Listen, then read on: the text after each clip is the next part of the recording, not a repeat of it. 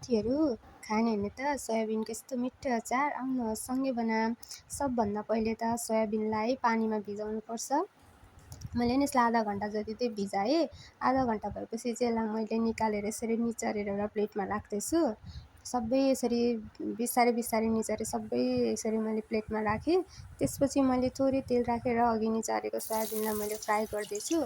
एक एक गरी सबै बिस्तारै बिस्तारै अलिअलि गर्दै मैले त्यसलाई फ्राई गर्दैछु।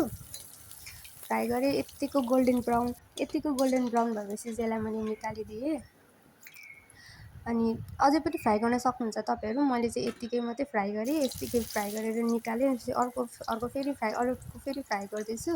अनि मलाई चाहिँ त्यो अघि धेरै ठुलो भयो जस्तो लागेर मैले चाहिँ सानो सानो गरेर फ्राई गरेँ। अनि त्यसपछि म त यता उसिनेको टमाटरको यहाँ बोक्रा निकाल्दैछु। त्यसपछि मैले त्यो बोक्रा निकालेको टमाटरलाई म्यास गरेँ, हातैले म्यास गरेँ।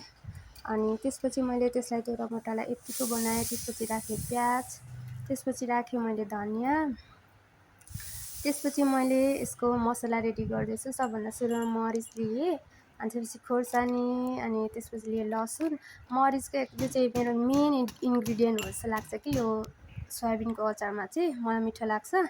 अनि सो पनि राखेँ कुटेर। अनि त्यसपछि मैले राखेँ थोरै नुन, स्वादअनुसार नुन। अनि त्यसपछि मैले अघि फ्राई गरेको सोयाबिन राखेँ। सबै सोयाबिन राखिसकेपछि मैले त्यसमा थोरै तेल र मेथी अनि हर्दीले झानेँ। त्यसपछि राखेँ कागती। अनि त्यसपछि मैले सबैलाई मिक्स गर्न थालेँ। मिक्स गरिसकेपछि यो यत्तिको भयो। हेर्दा यस्तो देखियो, तर खाँदा चाहिँ एकदम मिठो भयो। तपाईँहरू पनि ट्राई गर्नु होला।